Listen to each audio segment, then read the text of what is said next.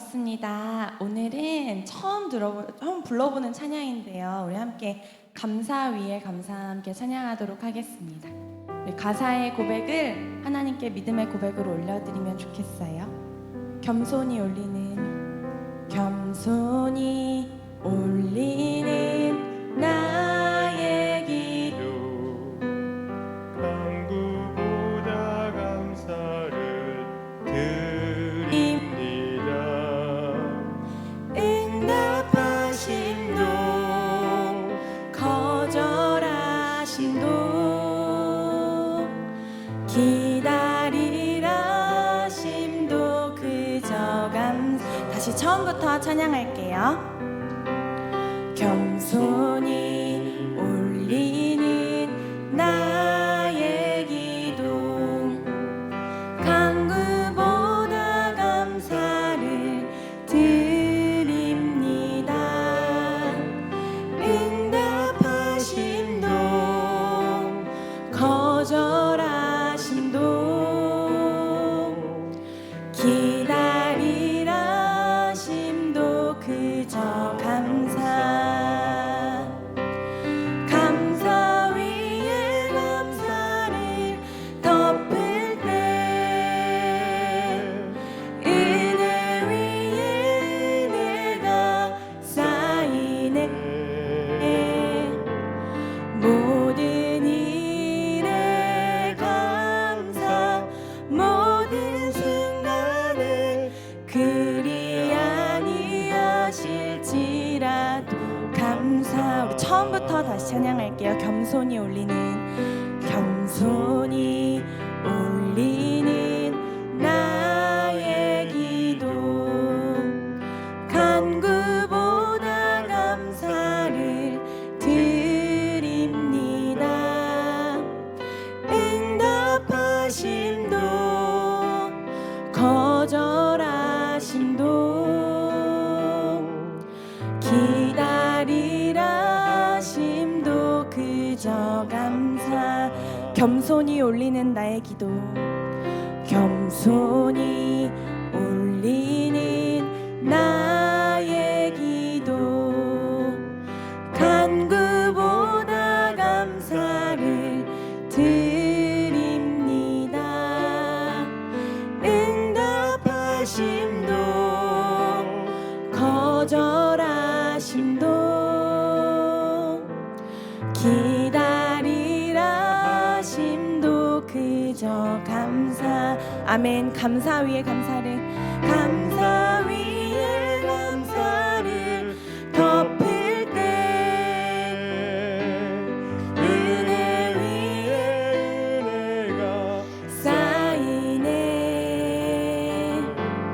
모든 일에 감사, 모든 순간에 그리 아니하실지라도 감사 위에 감사를 덮을 때, 감사 위에 감사를 덮을 때 은혜 위에 은혜가 쌓이네. 모든 일에 감사, 모든 순간에 그리야. 우리 한 번만 더 고백할게요. 감사 위에 감사를 덮을 때,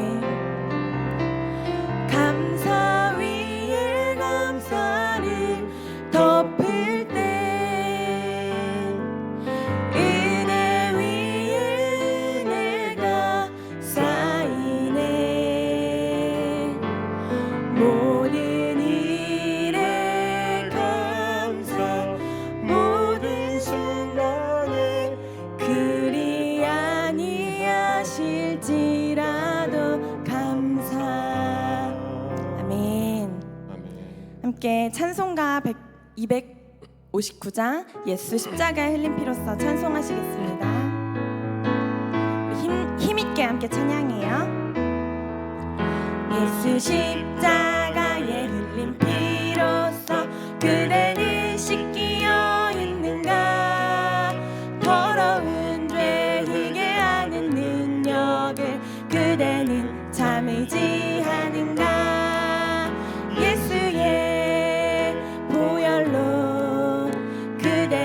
씻기어 있는가 마음속에 여러 가지 죄악이 깨끗이 씻기어 있는가 주 예수와 밤낮으로 늘 함께 그대는 행동을 하는가 아무 때나 어디서나 그대는 십자가 붙들고 있는가 예수의 보혈로 그대는 씻기어 있는가 마음속에 여러 가지 죄악이 깨끗이 씻기어 있는가 주님 예수 다시 올 때 그대는 영접할 예복이 있는가 그대 몸은 거룩한 곳 천국에 들어갈 준비가 됐는가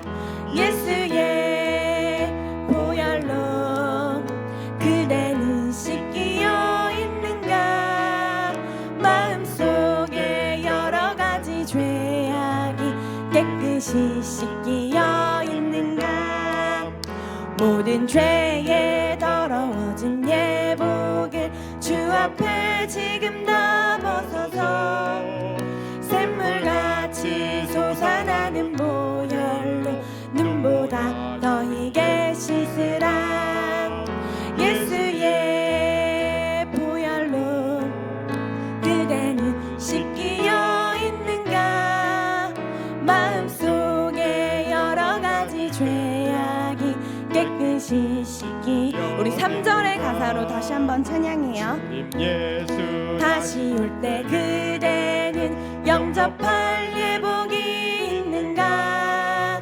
그대 몸은 거룩한 곳 천국에 들어갈 준비가 됐는가 예수의 보혈로 그대는 씻기어 있는가 마음속에 여러 가지 죄악이 깨끗이 씻기어 있는가 모든 죄에 더러워진 예복을 주 앞에 지금 다 벗어서 샘물같이 솟아나는 보혈로 눈보다 더 이게 씻으라 예수의 보혈로 그대는 씻기어 있는가 마음속에 여러 가지 죄악이 깨끗이 씻기 예수의 보혈로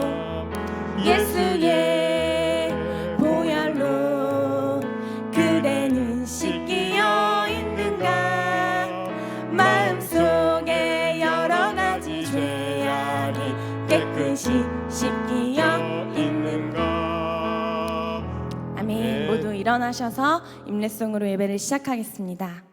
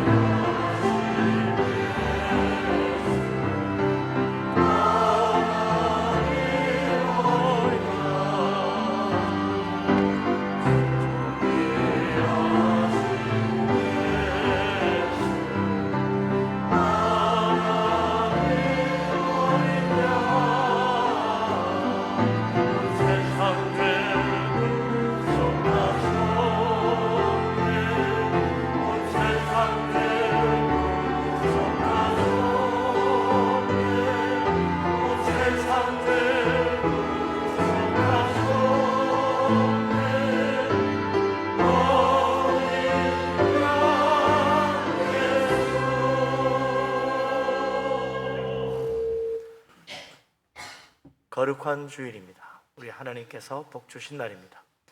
마음을 하나님께로 향하며 믿음으로 예배합니다.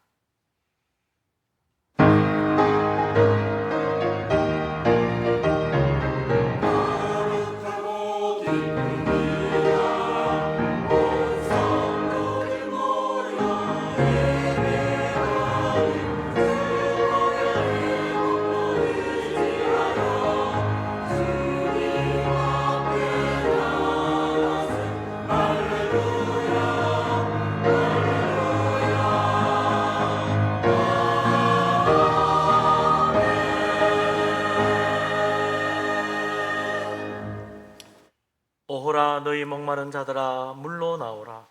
돈 없는 자도 오라. 너희는 와서 사 먹되 돈 없이 값없이 와서 포도주와 젖을 사라. 너희가 어찌하여 양식이 아닌 것을 위하여 은을 달아주고 배부르게 하지 못할 것을 위하여 수고하느냐. 너희는 내게 들을지어다. 귀를 기울이고 내게 나와 들으라. 그리하면 너희 영혼이 살리라. 아멘. 전능하신 하나님, 우리를 사랑하신 하나님, 놀라운 은혜 크신 축복 감사합니다. 믿음으로 예배하며 하나님 만나기를 원합니다. 우리 모두에게 성령 충만한 은혜를 내려 주옵소서.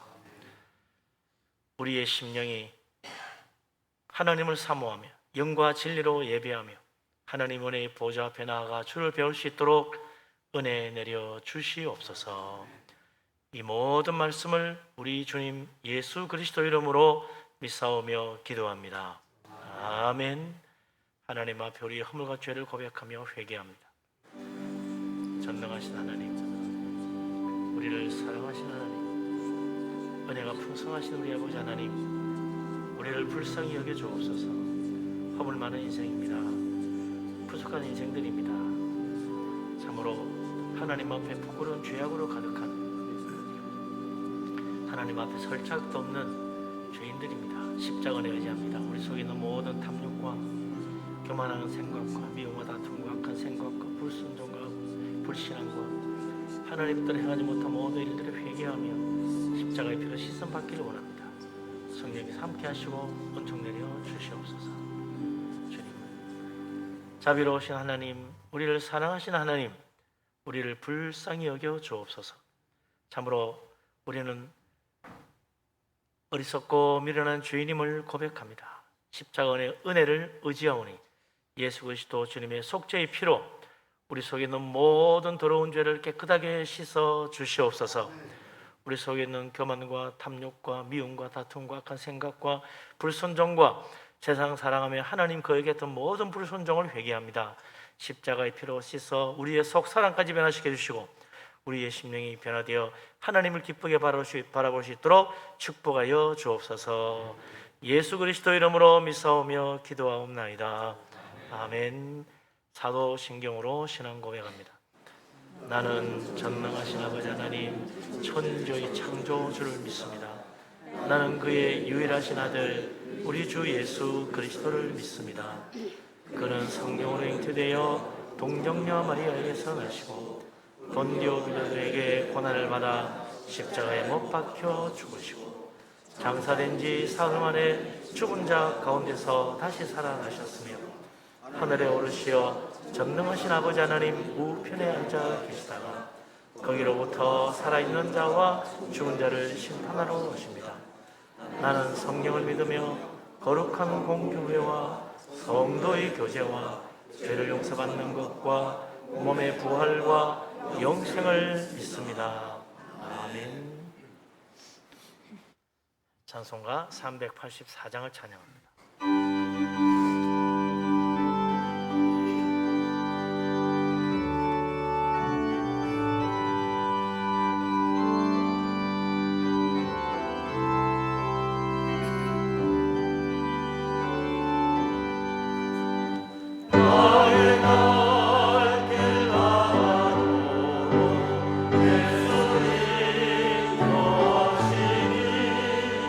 내 주 안에 있는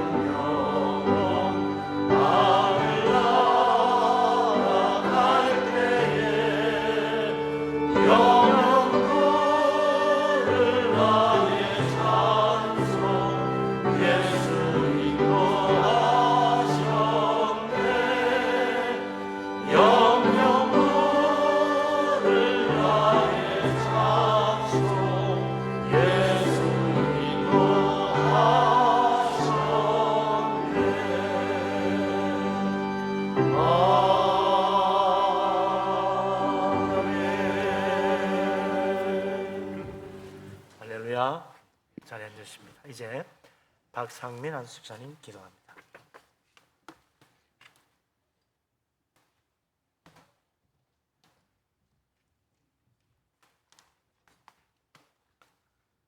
사랑과 은혜가 풍성하신 하나님, 오늘도 우리에게 주의를 지키게 하시고 하나님의 전으로 인도하여 주심에 감사를 드립니다.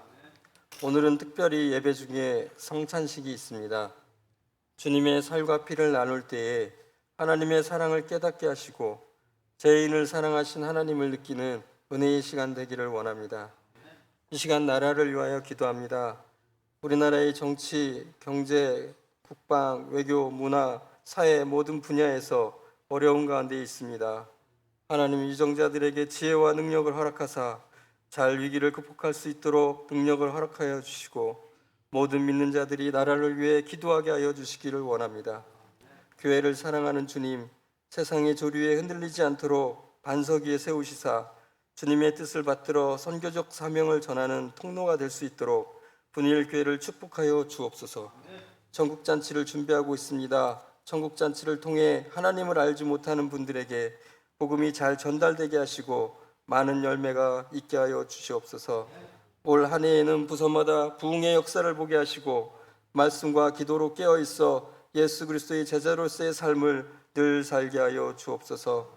오늘 말씀을 전하시는 구용철 담임 목사님 늘 강건하게 지켜주시고 성령 충만케 하여 주셔서 말씀 전하실 때 우리의 마음이 새롭게 변화되며 지친 영혼이 힘과 위로를 얻는 은혜의 시간이 되기를 간절히 원합니다.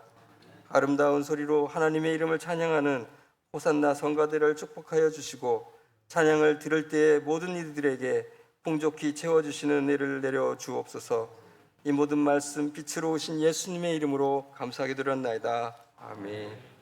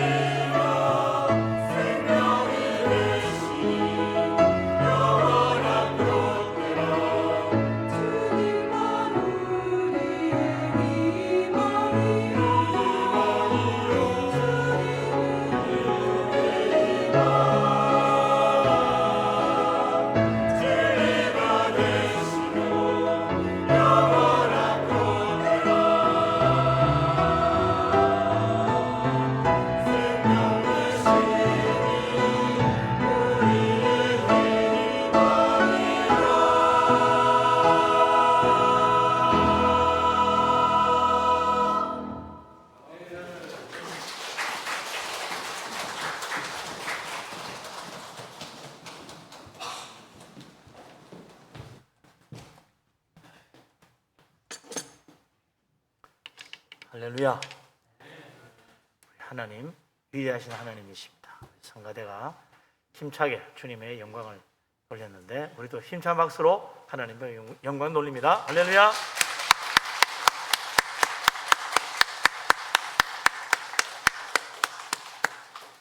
예, 한 주간 만에 또 이렇게 반갑게 주님 앞에 왔습니다. 서로 인사하고 축복하며 교제하도록 합니다. 반갑습니다. 사랑합니다. 축복합니다. 은혜 충만하시고 하나님의 큰 축복 받으시기 바랍니다. 우리 하나님께서 오늘 우리를 위하여 하늘 문을 여시고 물 붓듯이 놀라운 축복을 가득히 부어주시기를 바랍니다. 아멘. 예, 하나님 말씀 봅니다. 사도행전 20장 29절에서 32절 말씀입니다.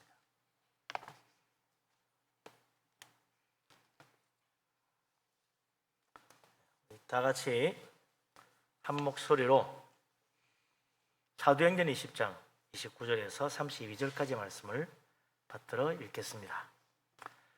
내가 떠난 후에 사나운 이리가 여러분에게 들어와서 그 양떼를 아끼지 아니하며 또한 여러분 중에서도 제자들을 끌어 자기를 따르게 하려고 어그러진 말을 하는 사람들이 일어날 줄을 내가 아노라. 그러므로 여러분이 깨어 내가 3년이나 밤낮 쉬지 않고 눈물로 각 사람을 훈계하던 것을 기억하라. 지금 내가 여러분을 주와 및 그 은혜의 말씀에 부탁하노니 그 말씀이 여러분을 능히 든든히 세우사 거룩하게 하심을 입은 모든 자 가운데 기업이 있게 하시리라. 아멘.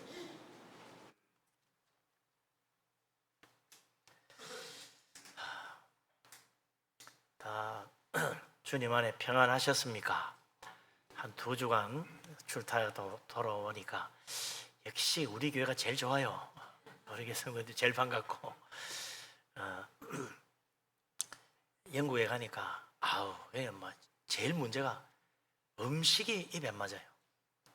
정말 다들 그냥 그 비싼 거 제일 좋은 음식을 해주는데도 반도 못 먹고 그냥 다 일어나는 거죠. 그래서 저는요 끝까지 다 먹었습니다. 첫째로 돈 아까워서 다 먹었고, 둘째로 여기 먹어야 제대로 예약을 하지, 그럼 힘없어 못할 것 같아서 먹었고, 네, 그랬어요. 근데 제일 먼저 이제 간 곳이 어디냐니까 영국 베드포트라는 곳에 갔습니다. 시골 마을이에요. 왜 갔나 했더니 여기가 존 버년의 고향이래요. 존 버년의 고향. 존 버년이 누굽니까? 철로 역정을 쓴 사람이야. 성경 다음으로 많은 사람이 읽은 책, 성경 다음에 세계 최고의 베스트셀러, 철로 역정을 쓴 사람이 이런 시골의 촌동네에서 태어났구나. 그리고 그 아버지가 얼마나 그 가난한지 땜쟁이를 하는데 돈이 너무 없어가지고 존 버년이 학교를 제대로 못 다녔어요. 그래서 공부도 제대로 못하고 중도에 포기하고 나왔어요. 그래서 자기도 이제 아버지 따라서 그런 이제 땜쟁이 기술을 배워가 먹고 살다가 결혼을 했는데 웬일입니까? 딸이 태어났는데 소경으로 태어났어요. 그리고는 또 나중에는 아내가 일찍 죽어버렸습니다. 병들어서. 그러니 사람들이 말이죠. 존 버년은 저주받은 인생이라고 그렇게 사람들이 손가락질했다는 거예요.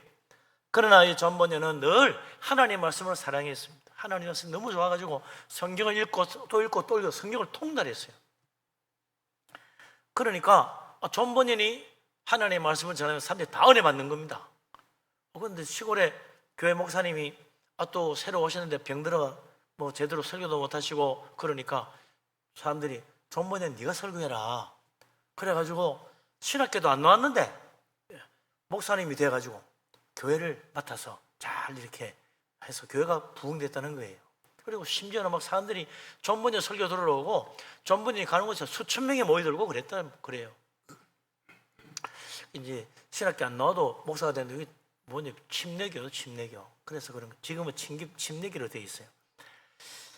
그래서 자기가 참 나중에는 여러 가지 책을 쓰다가 결국 이제 복음 하나님 말씀 전한다는, 신학교 안 나온 사람이 하나님 말씀 전한다고 그 당시에는 법에 걸려가지고 그게 불법이라 감옥에 들어갔어요. 그곳에 가서 뭐합니까?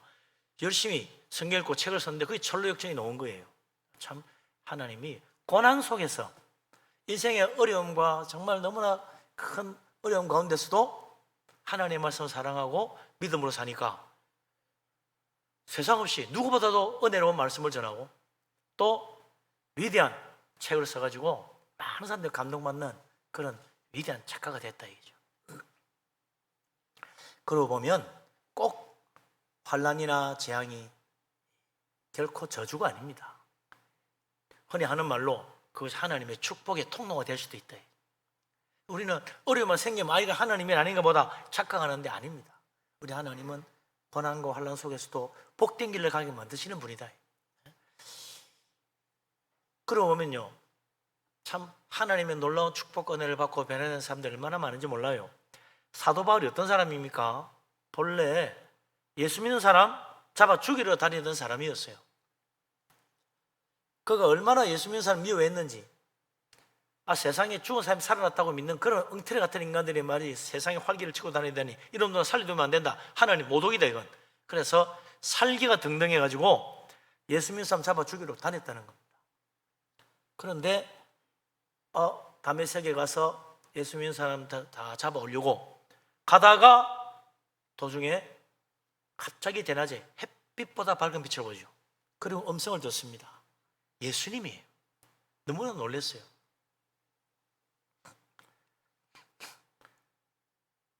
예수님 죽은 줄 알았더니 살아 계시는 거야. 그것도 그냥 살아난 게 아니라 영광의 하나님의 그 영광의 빛 가운데 나타나신 전능하신 하나님 모습으로 나타나니까 이 사도 요한이 얼마나 놀랬겠어요. 내가 잘못 알았구나. 예수님이 부활했는데 내가 부활 안 한 줄 알고 그만 예수 믿는 사람 그렇게 박해하고 있으니 나 이제 그만둬야 되겠네 하고 손 털고 돌아가면 돼요. 내가 잘못 알아서 그동안 예수 믿는 사람 괜히 박해해서 다시는 안 할래 그렇게 하고 말면 되지요. 근데 사도 바울은 웬일입니까? 일주일도 가기 전에 갑자기 사람이 달라졌어요. 180도 바뀌어가지고 복음을 전하는 거야. 예수님이 하나님의 아들을 힘있게 전하는 거예요. 심지어는 사람들이 잡아 죽이려고 해도 바울은 굴하지 않고 끝까지 말이죠. 예수님은 하나님의 아들이다. 예수 믿어 구원받는다. 복음을 전하는 겁니다. 그 한 번 그러는 게 아니라 평생토록 자기 목숨 바쳐 자기 인생을 희생하고 헌신해서 복음 전하는 일에 온전히 자기를 바쳤다는 겁니다. 아니 그래 예수님 부활한 줄은 몰라가지고 그랬다고 나중에 알고 나 이제 그만 예수 믿는 사람 그만 박해야지 하고 그만두면 되는데 왜 갑자기 박해가 복음 전하는 사람이 됐습니까? 바울이 예수님 만나고 살아났구나 그것만 깨달은 게 아니라는 거죠. 예수 그리스도의 천국 복음 예수님이 하신 그 놀라운 말씀 거기에 구원의 길이 있다는 진리를 깨달은 겁니다. 이 예수 그리스도 아니면 결코 구원받을 수 없다는 사실을 깨달았기 때문에 그는 이때부터 완전히 인생을 바꾸어가지고 온전히 복음 전하는 일에 헌신한 것입니다. 심지어는 어떤 박해를 받아도 어떤 고난을 받아도 어떤 위협을 당해도 결코 굽히지 않고 복음 전하는 정말 기독교 역사상 가장 위대한 전도자가 된 거죠. 복음의 진리를 깨닫는다는 것 이게 얼마나 소중한지 모릅니다. 400년 전 종교개혁가들도 그랬어요. 장로교의 원조가 되는 사람이 누구냐 보니까 내가 저는 칼빈인 줄 알았더니 그 칼빈이 본래 믿었던 게 이 프랑스의 위고노 종교개혁가들이었다는 겁니다. 그 사람들 발자취를 보면요 정말 고난의 연속입니다. 얼마나 많은 사람들이 순교한지 몰라요. 우리 장로교가 시작된 정식으로 장로교가 시작된 영국의 스코틀랜드도 보면은 그 장로교가 시작될 때 얼마나 큰 어려움을 겪은지 모릅니다. 존 낙스도 무수히 위협을 당하고 또 붙잡혀가지고 포로로 잡혀가서 노예선에서 말이죠 노를 젓기도 하고 그 노예선에 가면 2년 안에 다 죽는다 그래요. 근데 1년 몇 개월 만에 무사히 탈출해가지고 돌아와가지고 장로교를 만들고 영국의 종교개혁을 시작한 것입니다. 놀라운 위대한 일을 했죠. 그 많은 고난과 환난들 그게 저절로 된 게 아니었어요. 그 종교개혁 유적지를 돌아보니까 처음에 말이죠 사람들은 로마 천주교, 온 세상이 로마 천주교예요. 당연히 뭐 천주교 믿고 사는 줄 알았습니다. 근데 종교개혁 신앙을 가진 사람들이 로마 천주교를 반대하는 거예요. 뭐 어떤 박해를 받아도, 심지어 순교하면서까지라도 로마 천주교가 잘못됐다고 그러는 거죠. 이상하다, 왜 저러나. 그러다가 복음의 진리를 참으로 알고 나면 완전히 달라지는 거예요. 인생을 바쳐서 복음을 전하고 목숨 걸고 이 복음의 진리를 붙들고 사는, 그런 사람들로 바뀌는 것입니다. 그리고는 정말 이 복음을 위해서 성경을 번역하고 복음을 전하는 일에 자기 생명을 바치는 일들이 막 생기는 거죠. 복음의 진리를 위해 때로는 재산도 다 빼앗기고 다른 나라로 쫓겨나가기도, 자기 혼자 그러면 뭐 그럴 수도 있겠죠. 근데 가족들까지 붙잡혀가지고 고문당하고 죽임당하고, 추방당하고, 그런 중에도 종교개혁가들은 결코 포기하지 않았다. 복음의 진리를 끝까지 붙들었습니다. 모든 걸 희생하더라도 이 복음의 진리만은 절대로 놓칠 수 없다. 이게 종교개혁가들의 생각이에요. 도대체 그들이 아는 복음의 진리라는 게 뭐냐? 우리가 아는 거하고 다른가? 이 우리가 정말 하나님의 진리의 말씀이 얼마나 놀라운 축복인지를 참으로 깨달아야 돼요. 종교개혁가들이 발견한 이 복음의 진리, 그건 2000년 전 사도 바울이 예수님 만나면서 깨닫게 된 복음의 진리, 바로 그거라 이거죠.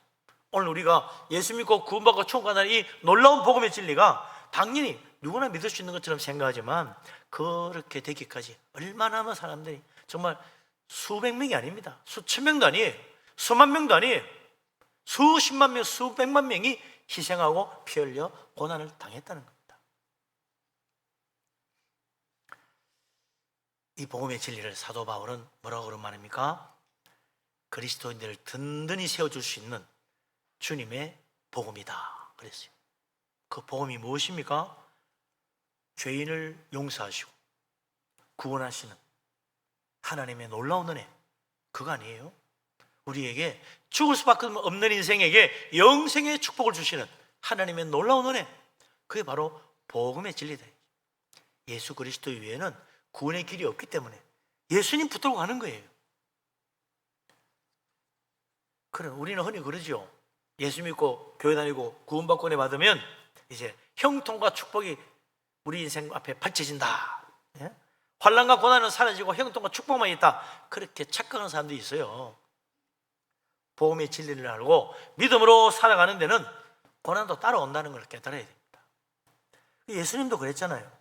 요한복음 15장 20절에 뭐라고 그랬습니까? 세상이 나를 박해했기 때문에 너희도 박해할 것이다. 예수님 보세요.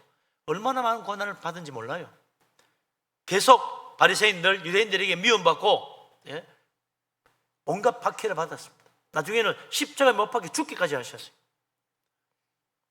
예수님이 말씀하기를 사람들이 나를 박해하는 너희도 박해한다.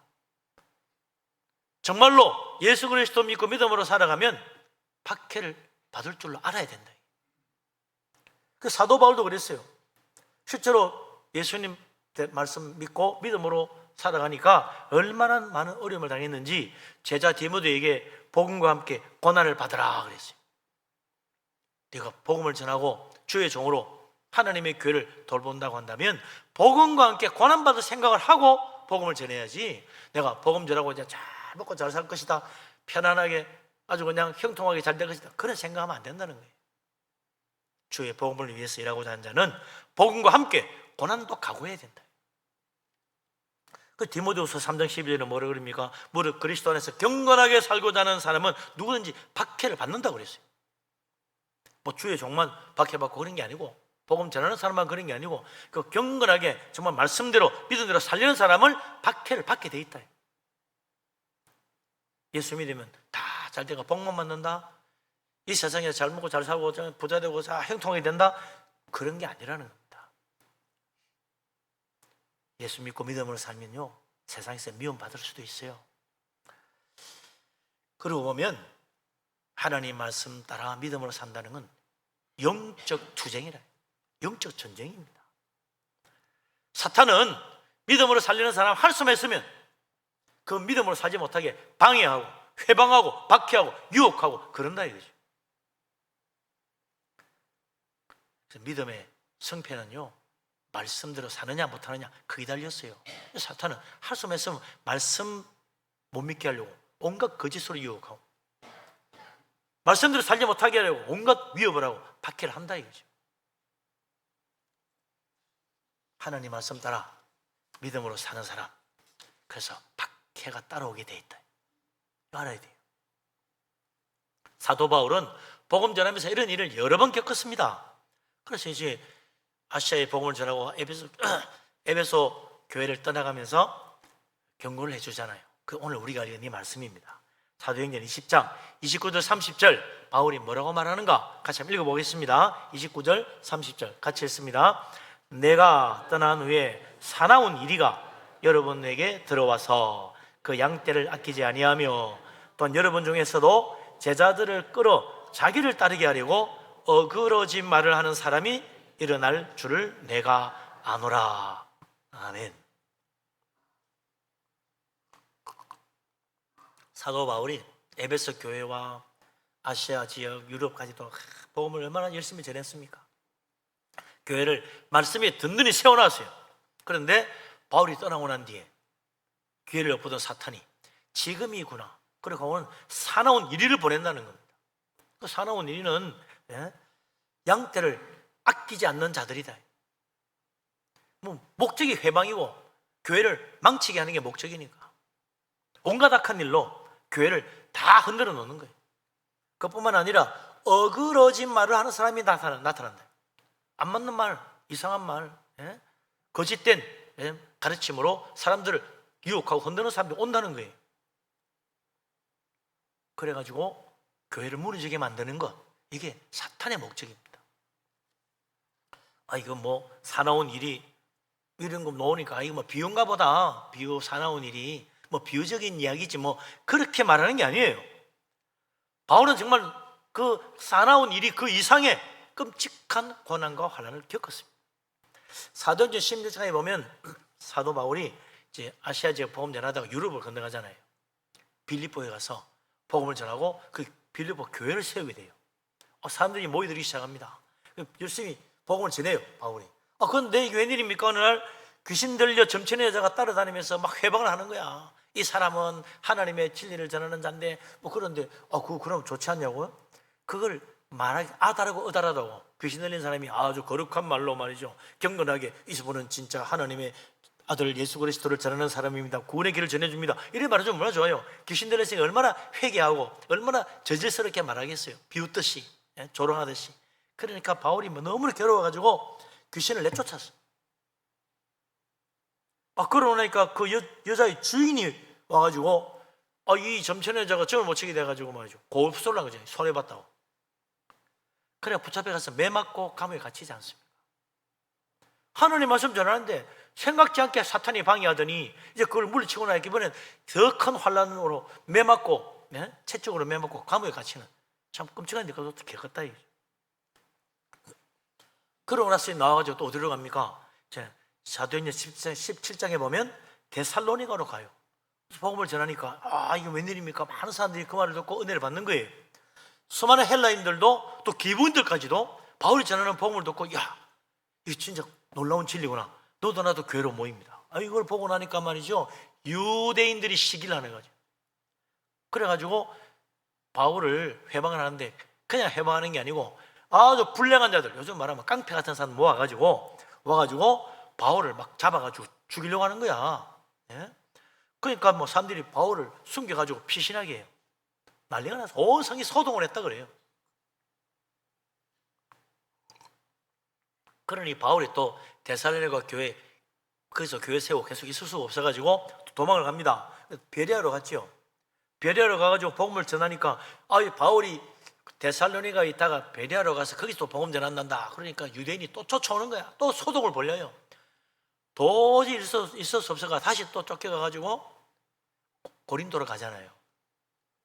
고린도 가서 열심히 지나니까 그게 좀 멀어서 안 쫓아오네, 다행히. 그래서 그곳에서 고린도 교회를 세웁니다. 1년 넘도록 복음을 전하는데 교회가 크게 부흥하죠. 수많은 사람들이 예수 믿고 구원받고 은혜 받고 막 성령 충만 받고 너무 좋아가지고 막 주님을 섬깁니다. 그런데 바울이 떠나고 난 뒤에 또 복음 전하는 이제 다른 데 가니까 그 교회에 율법주의자들이 들어온 거예요. 그리고는 바울이 말하는 식으로 믿으면 안 된다. 율법을 지켜야 된다. 그래야 구원받는다. 그러면 사람들을 유혹하고 흔들어 놓는 겁니다. 그리고는 바울이 하는 그 위대하신 사도가 하신 말인데 그거 아니라 그러면 안 되지. 바울은 가짜 사도야. 이러면서 바울을 비난하는 거예요. 그 교인들이 신앙을 막 혼란스럽게 만드는 거예요. 심지어는 교회 안에 파벌이 생깁니다. 바울파는 안 돼. 바울 믿는 사람 바울파 안 돼. 그거 말고 우리는 다른 사람들. 그래가지고 우리는 말이지 예수 직통파다 그러고 말이죠. 이러면서 교회를 분열시키는 거예요. 바울파, 바나바파, 예수파 등등 나는 또 다른 파. 교회 안에 파벌이 생겨가 싸움이 나고 난리가 났어요. 바울이 편지를 써가지고 그러면 안 된다. 잘 해결이 안 되는 거야. 사탄이 말이지. 고린도 교회가 부흥하니까 그런 회방을 놓는 거예요. 교회가 잘 되려고 그러면 사탄은 가만히 있지 않습니다. 교회가 잘 되려고 그러면 꼭 그런 회방을 해요. 그래서 우리가 깨어 있어야 됩니다. 항상 말씀 붙들고 가야 돼요. 그러지 않으면 다 무너진다는 거죠. 요즘도 우리나라에 어그러진 말을 하는 이단들이 얼마나 득세를 합니까? 이렇게 이단들이 크게 이 교회를 흔들어 놓고 수많은 사람 유혹하는 일들이 벌어지고 있는 거예요. 이 보통 일이 아니죠. 이단만 그러냐? 요즘 또 인권운동한 사람들까지도 그래요. 성차별 없앤다고 성경과 맞지 않는 어그러진 말로 동성애를 합법화하겠다는 거야. 이거 그래서 교회도 앞으로 함부로 동성애한 사람 비난 못한다 하면은 감옥에 넣어야 된다. 그런 법을 만들고 있어요. 황당하죠. 교회를 회방하는 거죠. 하나님의 말씀을 회방하는 겁니다. 그예요. 요즘 또 코로나 때문에 얼마나 또 어려움을 겪습니까? 이 사나운 일이도 그런 사나운 일이가 없어. 이거 코로나가 겁이 나가 사람들이 교회를 못 오네. 모이기 힘써야 되는데 모이기를 힘쓸 수 없는 그런 상황을 만들어요. 이 참 사나운 일이구나. 예? 모이지 못하게 만든다. 북한에는 지금도 기독교 믿으면요 사형을 당합니다. 성경책 가지고 있기만 해도 재산 다 빼앗기고 붙잡혀 가서 강제노동소에서 죽도록 일만 하다 그리고 쓰러져 죽어요. 얼마나 끔찍한 일인지 모릅니다. 요즘 세상에는 밖에 없겠지 착하게 대한민국처럼 이렇게 마음껏 예수 믿으시니 얼마나 큰 축복입니까? 이런 곳에 살면서 나태하게 신앙생활하면 안 된다. 더 열심히 해야지. 하나님 축복을 주셨는데 우리가 그냥 편안하게 두 다리 뻗고 나는 예수 믿으시 돼서 이러면 안 된다는 거죠. 지금도 우리 주위에는 가정에서 혹은 직장에서 교회 못 가게 하거나 믿음 생활 못하게 하는 박해를 받는 사람들이 있어요. 이런 모든 박해와 환난과 유혹과 어려움을 이기려면 어떻게 해야 되나? 사도 바울은 세상을 이기는 힘, 말씀밖에 없다고 그래요. 사도행전 31절 읽어봅시다. 20장 31절 오늘 말씀 31절 같이 한번 읽겠습니다. 그러므로 여러분이 일깨어 내가 3년이나 밤낮 쉬지 않고 눈물로 각 사람을 훈계하던 것을 기억하라. 아멘. 이제 정신을 바짝 차리고 그동안 바울이 아시아 지역 돌아다니고 에베소 교회를 세우면서 3년 동안 밤낮 쉬지 않고 말씀을 전했는데 정말 눈물로 호소하고 말씀을 전했는데 그 말씀을 잘 기억해야 된다. 그러지 않으면 사나운 일이 어그러진 말하는 사람들 거기에 교회가 혼란에 빠질 수 있다. 고린도 교회처럼 되면 안 된다. 그러면서 바울이 사람들에게 하나님 말씀으로 든든히 서라고 말해주는 거죠. 바울은 에베소에 갔을 때 두란노 소리지 2년 동안 매일 말씀을 전했다고 그랬어요. 매일. 하루 종일. 매일. 그러니까 어떤 일이 일어납니까? 막 바울의 손을 통해 가지고 병이 났고 말이죠.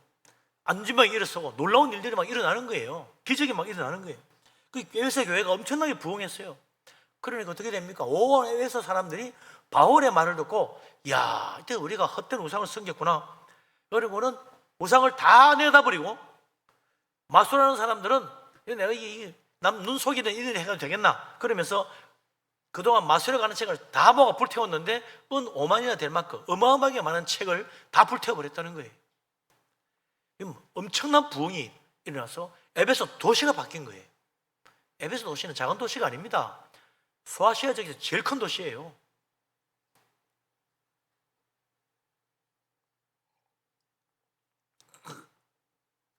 그 도시가 변화되니까 그 주위에도 다 변화가 일어나는 거예요. 그런 놀라운 능력의 역사가 어떻게 나타나느냐? 말씀을 통해서, 말씀을 통해서. 하나님 말씀 우리가 얼마나 사모하고, 하나님 말씀 우리가 얼마나 사랑하고, 하나님 말씀 붙들고 사느냐, 그게 달린 거예요. 성령의 놀라운 표적들, 하나님의 놀라운 권능의 기적들, 교회의 놀라운 부흥들, 다 하나님 말씀을 부지런히 전하고 하나님 말씀을 읽고 배우고 말씀대로 살아갈 때 일어나는 거예요. 어느 날 갑자기 성령의 불에 떨어져가지고 부흥되겠지? 아닙니다. 말씀을 배울 때. 우리나라 부흥은 항상 평양 대부흥에서부터 시작됐다 그러잖아요. 그 뭐 하다가 성령의 불이 떨어져가 대부흥에서 일어났습니까? 성경 말씀 배우다가. 성경 말씀 배우다가 그래 된 거예요.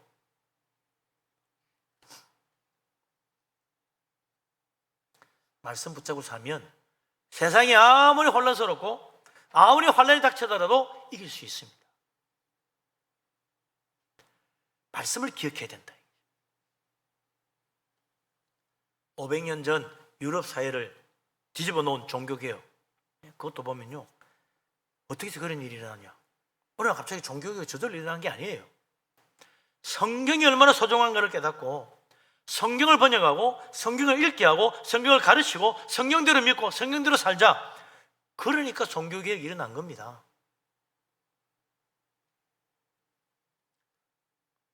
영국의 종교개혁에 불씨를 던진 윌리엄 틴델이라는 사람은 처음엔 종교개혁 믿는 사람들 이상한 사람이 생각했어요. 근데 그런데 순교하면서까지도 그렇게 복음의 진리를 붙들고 가는 거 보고 왜 도대체 뭐지? 그래서 자기도 성경을 읽어봤대요. 보니까 로마 천주교가 잘못됐구나. 사람 중심으로 가면 안 되고 말씀 중심으로 가야 되는구나. 그래서 영국이 종교개혁의 신앙으로 눈을 뜨려면 성경을 알아야 된다.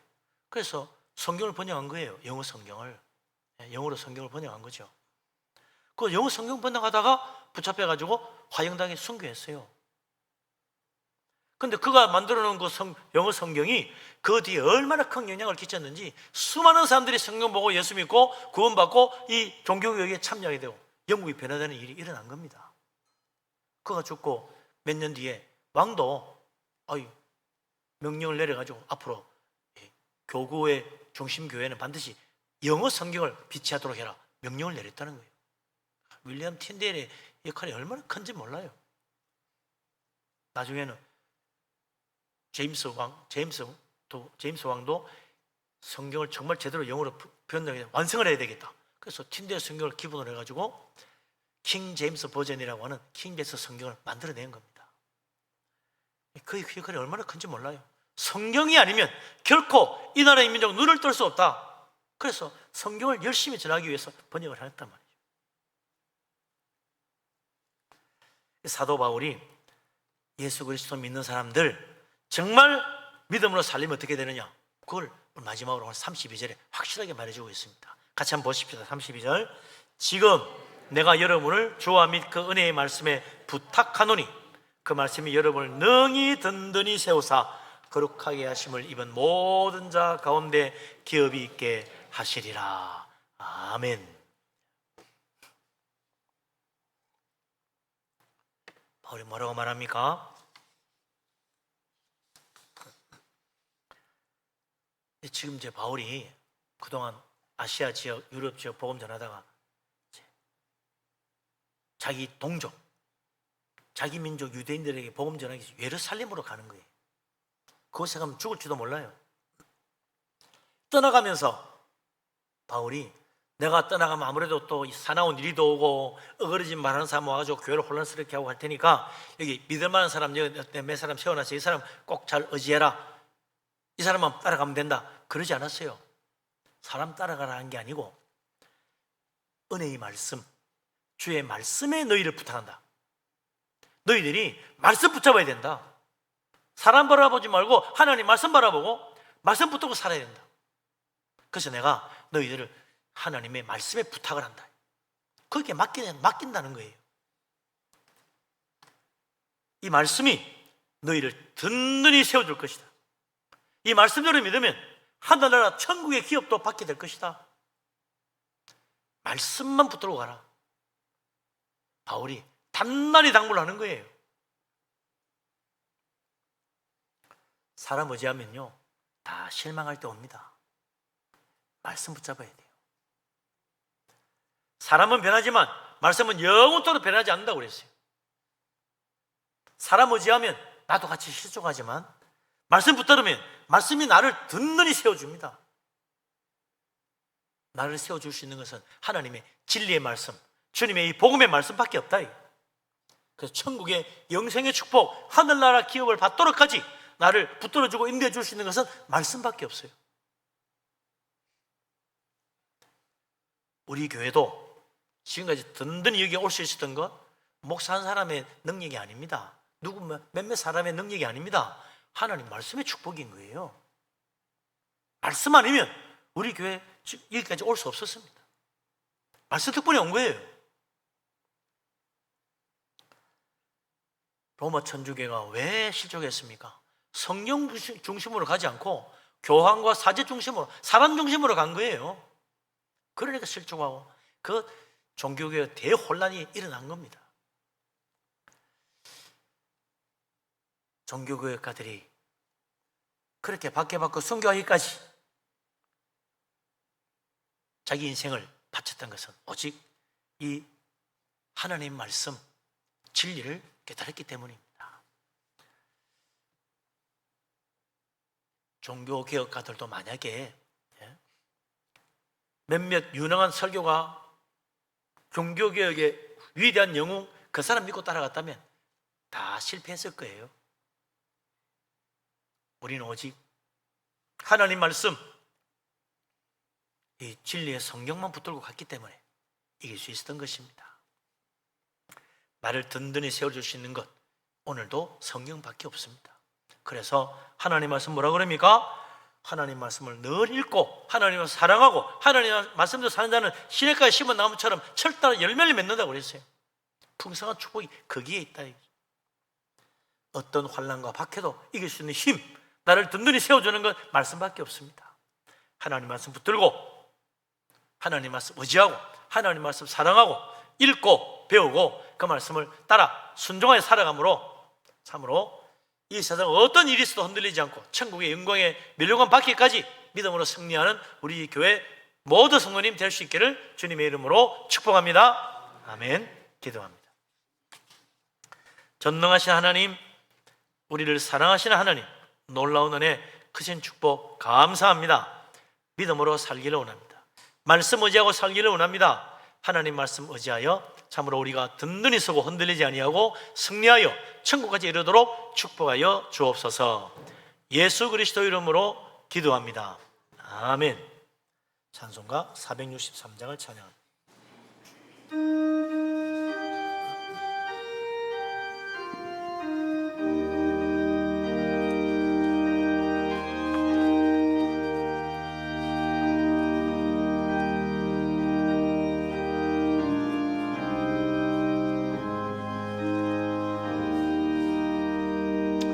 신자 되기 원합니다.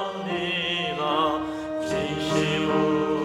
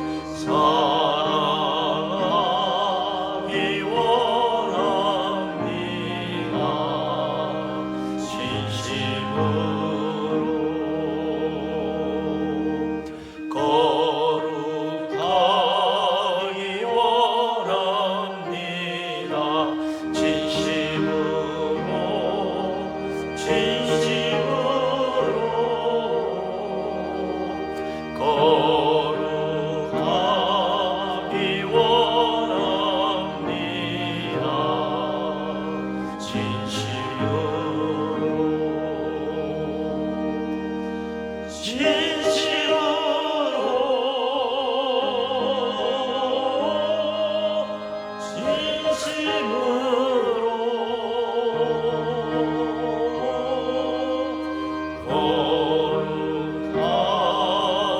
원합니다.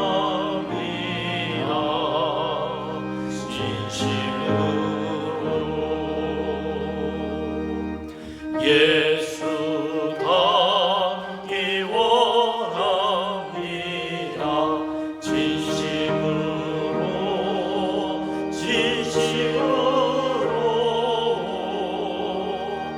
예수 닮기 원합니다.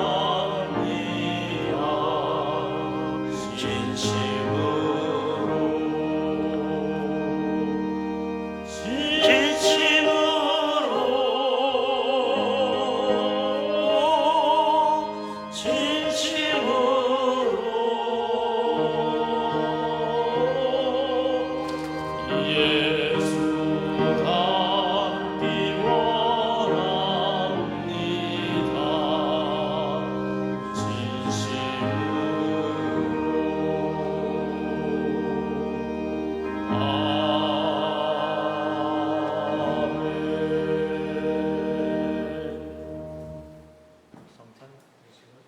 성찬 예식을 거행합니다. 하나님 말씀을 제가 받들어 읽겠습니다. 고린도전서 11장 23절에서부터 26절까지 말씀입니다.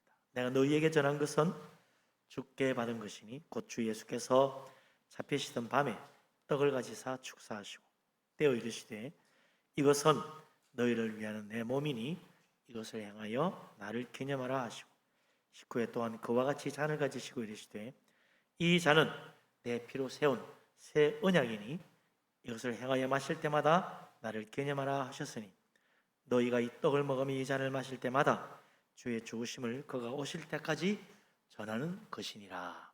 아멘. 이 성찬 예식은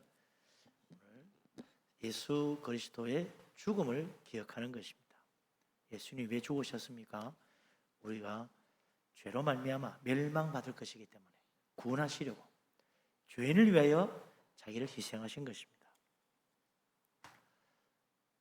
그리고 또한 이 떡과 잔을 먹고 마실 때마다 우리는 나에게 이 놀라운 주님의 십자가의 복음이 전해져서 내가 이 떡과 잔을 받고 구원의 축복, 영생의 양식으로 천국까지 가는구나, 그걸 깨닫는다면 이 내가 받은 복음 나에게 머물게 내버려두면 안 됩니다. 전해야 됩니다. 다른 사람도 이 놀라운 복음을 알고 구원받아야 되지 않겠어요? 그래서 이 떡과 잔을 먹고 마실 때마다 첫째로 주의 죽으심을 기억하고 두 번째로 복음 전하는 일 해야 된다는 사명을 기억해라 라고 바울이 우리에게 권면하고 있습니다. 이 떡은 예수님의 살이요 영생의 양식입니다. 이 잔은 예수님의 피요 언약의 잔입니다. 우리를 반드시 천국으로 보내주시는 주님의 약속의 잔입니다. 이 떡과 잔을 받으면서 주님을 기억하고 또 이 복음을 전하는 자로서 살아갈 수 있도록 기도하며 주님의 은혜를 감사하는 시간 될 수 있기를 바랍니다. 떡과 잔을 받기까지 기도하며 기다리시기 바랍니다. 기도합니다. 전능하신 하나님, 우리를 사랑하시는 하나님, 놀라운 은혜 감사합니다. 오늘 성찬 예식을 통하여 주님의 살과 피를 먹고 마시며 영생의 축복, 저 하늘나라 소망을 확실히 붙들기를 원합니다. 주님이 우리를 위해 십자가 지신 놀라운 은혜를 기억하고 또 이 복음을 증거하며 한 생명이라도 강군하여 주께로 인도하고 구원하는 역사를 이룰 수 있도록 축복하여 주옵소서.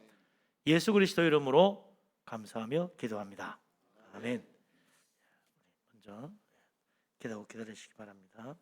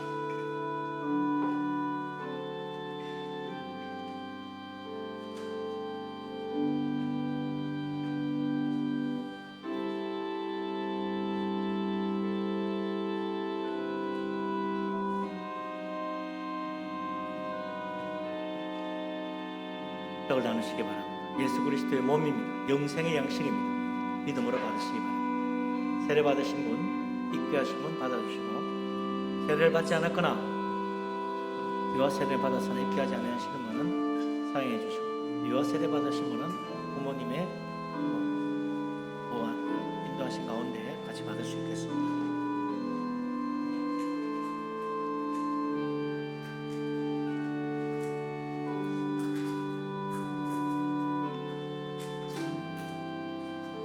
예수 그리스도께서 말씀하셨습니다. 내가 진실로 진실로 너희에게 이르노니 썩을 양식을 위하여 일하지 말고 영생하도록 있는 양식을 위하여 하라. 이 양식은 인자가 너희에게 주리니 인자는 아버지 하나님께서 인치신 자니 하나님께서 보내신 이를 믿는 것이 하나님의 일이니라. 내가 진실로 진실로 너희에게 이르노니 내 아버지께서 너희에게 하늘로부터 참떡을 주시나니 하나님의 떡은 하늘에서 내려 세상에 생명을 주는 것이니 나는 생명의 떡이니 내게 오는 자는 결코 줄이지 아니할 터이요 나를 믿는 자는 영원히 목마르지 아니하리라. 진실로 진실로 너희에게 이르노니 믿는 자는 영생을 가졌나니 내가 곧 생명의 떡이니라. 이는 하늘에서 내려오는 떡이니 사람으로 하여금 먹고 죽지 아니하게 하는 것이니 나는 하늘에서 내려온 살아있는 떡이니 사람이 떡을 먹으면 영생하리라. 내가 줄 떡은 곧 세상의 생명을 위한 내 살이니라 하시니라. 아멘. 세례 받으신 분, 입교하신 분 중에 혹시 떡을 받지 못하신 분 계시면 손들어 펴 주십시오.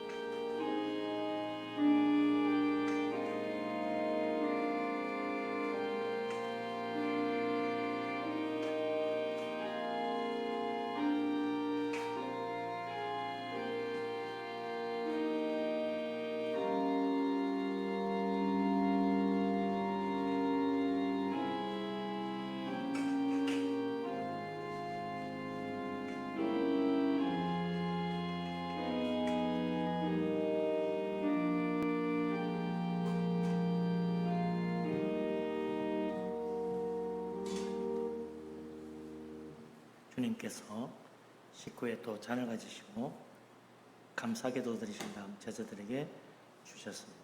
이르시기를 이 잔은 나의 피로 세운 새 언약이니 이것을 행하여 마실 때마다 나를 기념하라 하셨습니다. 이 잔을 받을 때 또한 언약의 축복을 기억하고 성령의 은혜 가운데 새로워지는 그런 축복을 체험할 수 있기를 바랍니다. 기도합니다. 거룩하신 아버지 하나님, 우리가 주님의 잔을 받기를 원합니다. 나를 위하여 흘리신 속죄의 피요 만 백성을 구원하시는 은혜의 축복인 줄로 믿습니다. 이 잔을 받고 우리도 주님의 사랑을 본받아 서로 사랑하고 용서하며 주님을 섬기며 살기를 원합니다. 성령께서 함께 하시고 축복하여 주옵소서. 예수 그리스도 이름으로 기도합니다. 아멘. 잔을 받기까지 기도하며 기다리시기 바랍니다.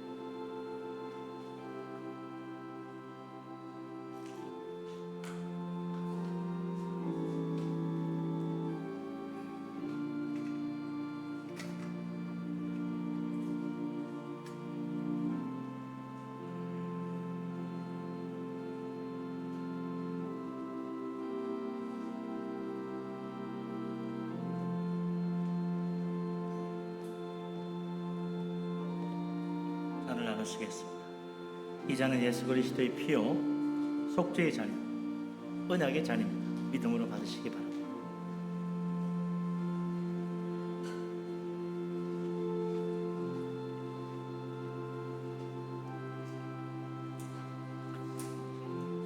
예수 그리스도께서 말씀하셨습니다. 내가 진실로 진실로 너희에게 이르노니 인자의 살을 먹지 아니하고 인자의 피를 마시지 아니하면 너희 속에 생명이 없느니라. 내 살을 먹고 내 피를 마시는 자는 영생을 가졌고 마지막 날에 내가 그를 다시 살리리니 내 살은 참된 양식이요 내 피는 참된 음료로다.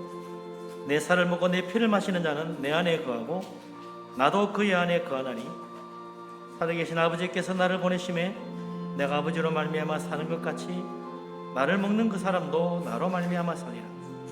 이것은 하늘에서 내려온 떡이니 조상들이 먹고도 죽은 그것과 같지 아니하여 이 양식을 먹는 자는 영원히 살리라. 아멘.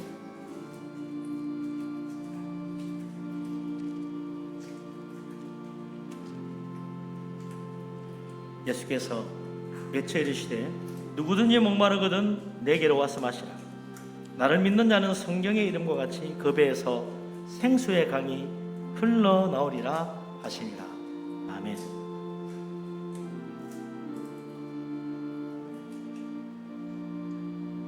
세례받고 입교 받으신 분 중에 혹시 잔을 받지 못하신 분 계십니까? 떡을 받았으나 잔을 받지 못하신 분 계시면 손으로 표해 주십시오.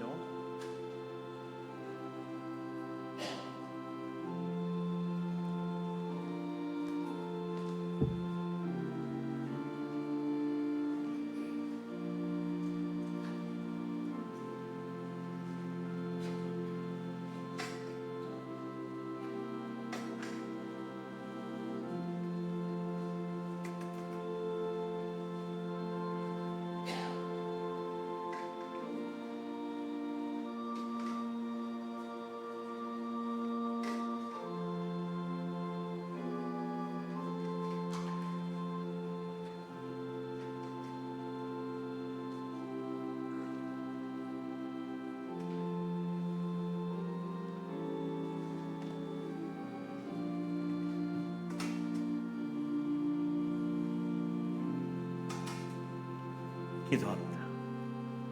거룩하신 아버지 하나님, 놀라운 은혜로 우리를 하나님 백성 삼으시고 이 복된 성찬에 참여케 하시며 영생의 양식으로 먹이시니 감사합니다. 천국의 소망 붙들고 믿음으로 살기를 원합니다. 복음에 합당하게 가며 주님의 죽으심과 부활의 놀라운 축복을 기억하고 온 세상에 복음 전하며 살 수 있도록 우리를 붙드시고 함께하여 주옵소서. 온전히 아버지께 영광을 돌리기를 원합니다. 예수 그리스도 이름으로 기도합니다. 아멘. 주님께서 또 찬을 나누시고 찬양하며 감산으로 갔습니다. 찬송가 304장 1절 다시 부르시겠습니다.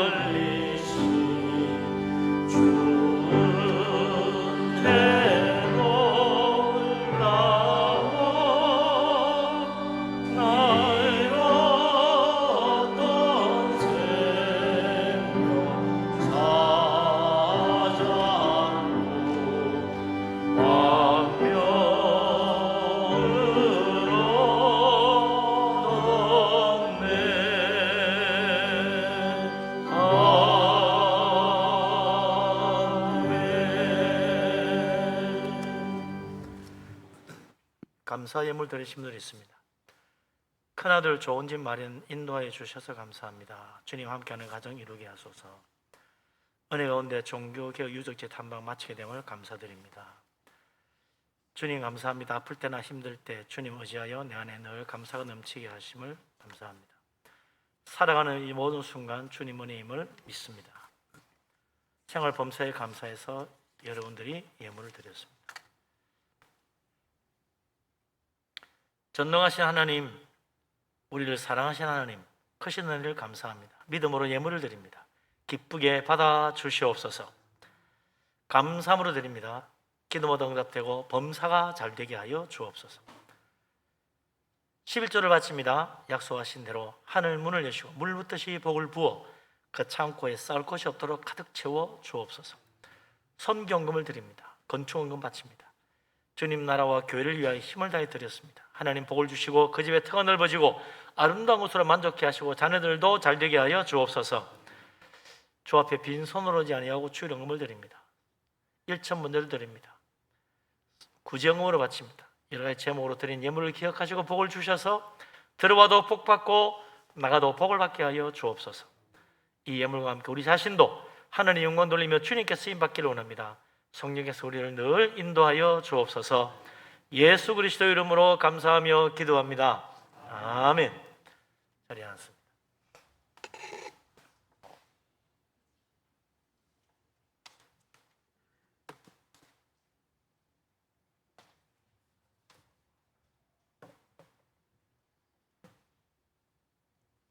교회 앞에 소식을 알립니다.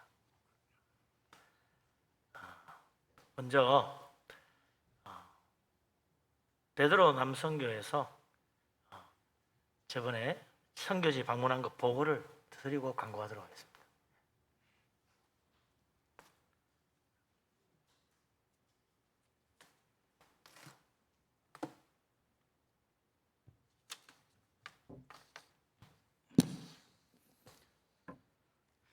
베드로 남성교회 회장 배영덕 집사입니다. 2023년 8월 23일 선교지 방문에 대해서 보고드리겠습니다. 화면에 보시면은 방문 일자는 8월 23일, 교회는 자라제일교회 담임 목사님 공현선 목사님이 심무하시는 교회입니다. 행사 주체는 우리 분예일교회 연합남성교회 이남 선교에서 갔다 왔습니다. 주소는 전라남도 신안군 안자면 자라길입니다. 선교지 벽지 농어촌 방문에 대해서 땅끝까지 복음을 전하라고 하신 말씀에 복종하여 열악한 환경에서도 묵묵히 사명을 감당하고 계시는 주의 목자들의 사역 현장을 방문하여 미약하나마 선교 현장의 어려움을 감당할 수 있도록 성령의 은혜를 구하는 기도 제목을 마음에 품고 돌아와 주의 형제 자매에게 전함으로 주님의 지체로서 동참하는 마음의 은혜를 구하려는 마음으로 갔다 왔습니다. 자라교회를 방문 결과는 방문에 함께한 성도는 국승호 장로, 배영덕 집사, 최창희 집사, 이동록 집사, 양대성 집사, 서상길 집사 6명이 다녀왔으며 가지는 못했지만 헌금으로 마음으로 함께한 성도님은 최종호 집사, 고내용 집사,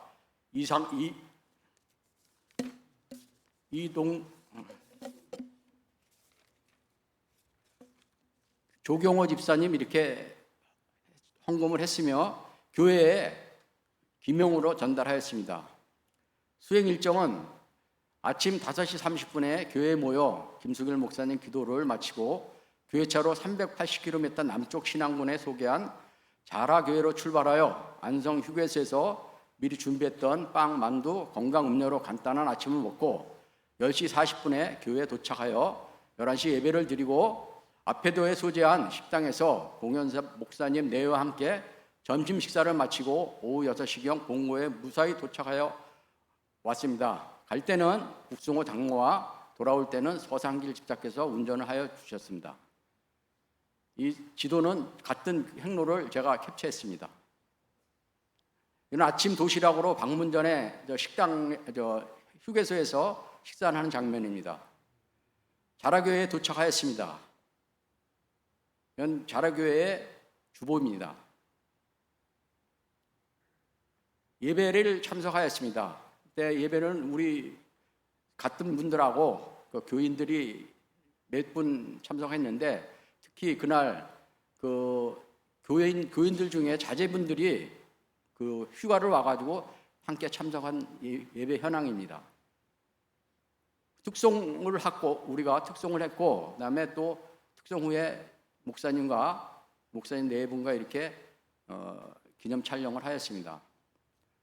예배 후 교회 앞에서 기념사진을 찍었습니다. 선교지 방문을 마치고 이 소개를 하겠습니다.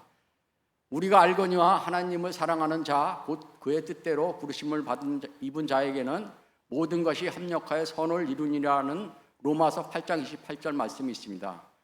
믿음 위에 굳게 서서 살기 위한 기도가 주의 자녀로 부름받은 우리는 호흡하는 것이 되어야 한다는 소망이 있습니다. 이번 선교지 방문을 직접 하고 온 저희나 본 교회를 통해 접하는, 본 보고를 통해 접하는 우리 모든 성도님들의 마음에 새겨지기를 바라는 기도입니다. 선교는 주님의 사명임을 생각할 때 우리는 이러한 선교지 방문 또는 온라인으로 알려지는 선교의 현장에 믿음과 물질로서 후원하는 것 또한 각자의 생활에서 선교를 하는 거라고 생각합니다. 의무적으로 동참하기를 간절히 기도합니다. 주 예수 그리스도여 우리에게 자비를 베푸소서. 아멘. 마치겠습니다.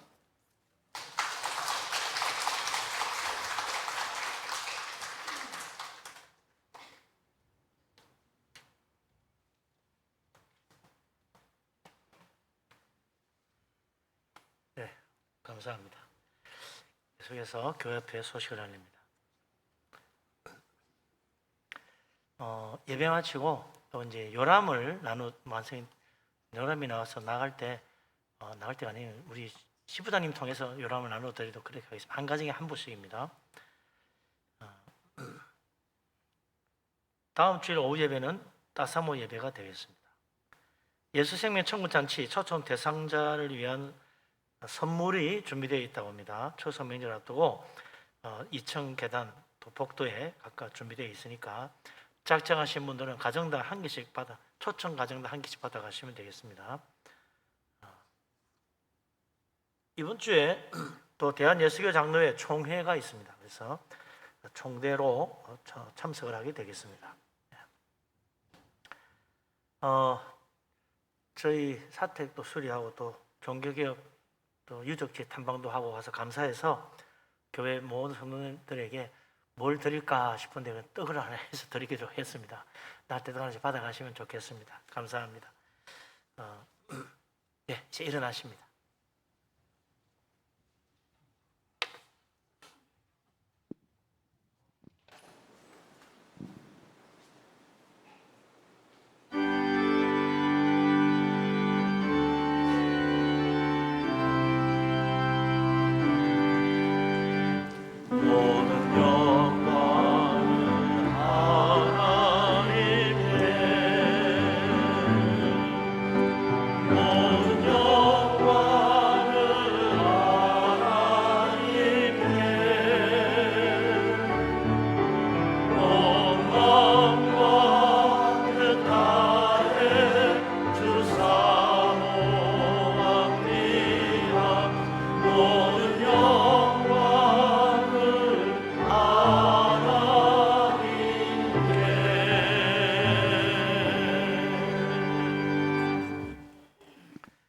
여호와는 내게 복을 주시고 너를 지키시기를 원하며 야훼는 그 얼굴을 내게 비추고 은혜 베푸시기를 원하며 야훼는 그 얼굴을 내게로 향하여 두사 평강 주시기를 원하노라. 이제는 우리 주님 예수 그리스도의 놀라우신 은혜와 아버지 하나님의 크신 사랑과 보혜사 성령님의 교통하심이 주님의 말씀 붙들고 믿음 안에 든든히 서서 승리하며 영광의 날에 이르기를 원하는 이 자리에 모인 주의 사랑하는 모든 사람들 위해 항상 함께 하기를 간절히 축원합니다. 아멘.